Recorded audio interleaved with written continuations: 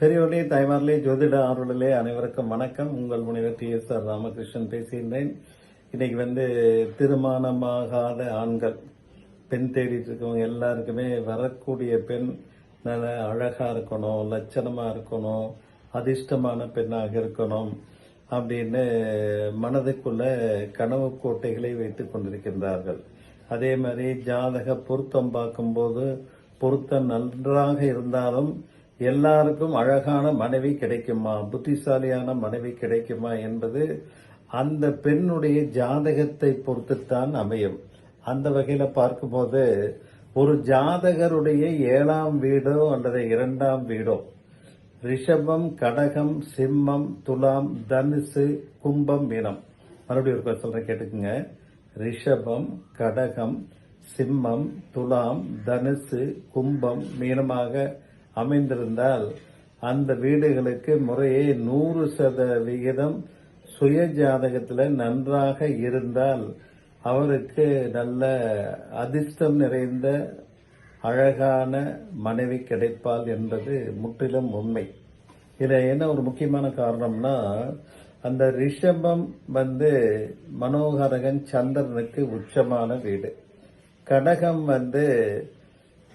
அந்த மனோகாரகன் சந்திரன் ஆட்சி செய்யும் வீடு. அதே மாதிரி துலாமோ ரிஷபமோ சுக்கிரன் ஆட்சியாக இருக்கக்கூடிய வீடு. அதே போல தனுசு, மீனம் 2 குரு ஆட்சியாக இருக்கக்கூடிய வீடு. அதே மாதிரி கும்பம் பார்த்தீங்கன்னா காலபுருஷ தத்துவத்துப்படி மேஷ லக்னத்துக்கு 11ஆம் இடமாக இருக்கக்கூடிய இடம் அதிர்ஷ்டம், தொழில் வாய்ப்பு, பிசினஸ் எல்லாம் நல்ல ஒரு அமைப்பை தரும். அந்த வகையில பார்த்துதான் இந்த 6 லக்னங்கள் இருந்தால் 7 லக்னம் இருந்தா, அதாவது லக்னம் இல்ல, அந்த ஜாதகருக்கு 7ஆம் வீடாகவோ அல்லது 2ஆம் வீடாகவோ இருந்தால் நல்ல அழகான மனைவி, அதிர்ஷ்டமான மனைவி கிடைக்கும். அதே மாதிரி இந்த ரிஷபம் 7வது வீடாகவோ 2ஆம் வீடாகவோ இருந்தால் 100% ஜாதகருக்கு அமையக்கூடிய மனைவி அதிர்ஷ்டம் நிறைந்த பெண்ணாக இருக்கும். கணவனுக்கு சொத்து, சுகம், வாகன யோகம், செல்வம் போன்ற பலங்களை வாரி வழங்குபவளாக இருப்பாள். கடகம் 7ஆம் வீடாக இருந்தால் அவருக்கும் இந்த 100% இந்த அமைப்பு கிட்டும். மனோரீதியான ஆலோசனைகளையும் அவர் வழங்குவார். அதாவது மனோகாரகன் சந்திரன் ஆட்சியாக உள்ள இடம் கடகம். அதே போல தன்னம்பிக்கையுடன் கணவனுடைய முன்னேற்றத்திற்கும் அதிர்ஷ்டத்திற்கும் வாழ்க்கை துணையாக இருப்பார். சிம்மம் 7ஆம் இடமாக அமைந்த அல்லது 2ஆம் வீடாக அமைந்திருந்தால் அவருக்கும் நல்ல அழகான அதிர்ஷ்டமான மனைவி கிட்டும்.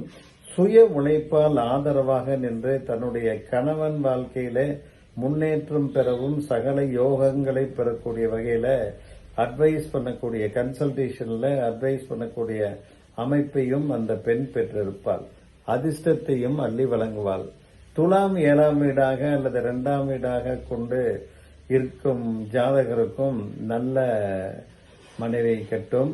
கணவருக்கு தனது அறிவாற்றல் துணை நின்று ஒரு சிறந்த மந்திரி போல ஆலோசனை சொல்லி அவனது வாழ்க்கையிலே நீடித்த அதிர்ஷ்டத்தை வழங்குவாள்.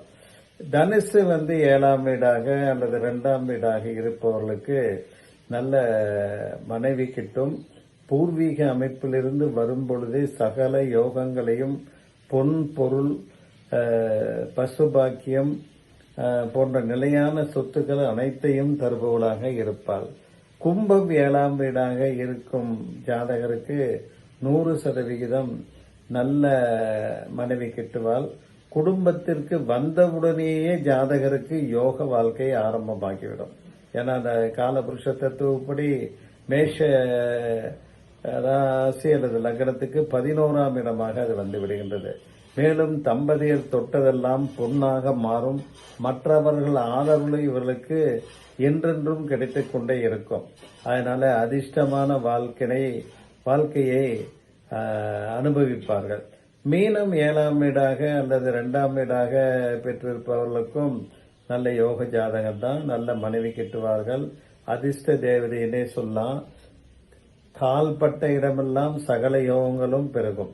தனது கணவனுக்கு மட்டுமல்ல, அவனை சார்ந்தவர்களுக்கும் இந்த அதிர்ஷ்டம் பலன் தரும் என்பதே ஒரு சிறப்பான விஷயம். ஆகையினால பொதுவாக நம்ம ஜாதக பொருத்தம் பார்க்கும்போது, திருமணம் ஆகாதவர்களுக்கு சொல்றேன், ஆனவர்களுக்கு வேற ஒன்றும் வழியில மனைவி அமைவதெல்லாம் இறைவன் கொடுத்த வரம்ங்கிற அடிப்படையிலே அவர்கள் வாழ்க்கையிலே செம்மையாக நடத்தி கொண்டு இருக்கின்றலாம். ஆக அந்த ஜாதகருடைய 2ஆம் வீடு 7ஆம் வீடு, இது ரெண்டும் நன்றாக இருக்கக்கூடிய அமைப்பு.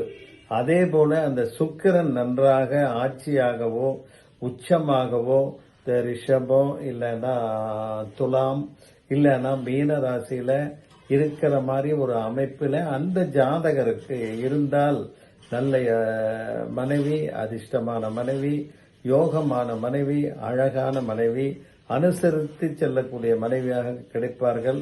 ஆக ஜாதகம் பார்க்கும்போது அவங்க ஜாதகத்தையும் நல்ல முறையில் ஆய்வு செய்து அதற்கேற்ப நல்ல பொருத்தமான மனைவியை தேர்வு செய்யும்படி கேட்டுக்கொண்டு, எல்லா வளத்தையும் உங்களுக்கு சிவனும் பார்வதி தேவியாரும் வழங்குவார்கள் என்று கூறி நிறைவு செய்கின்றேன். நன்றி, வணக்கம்.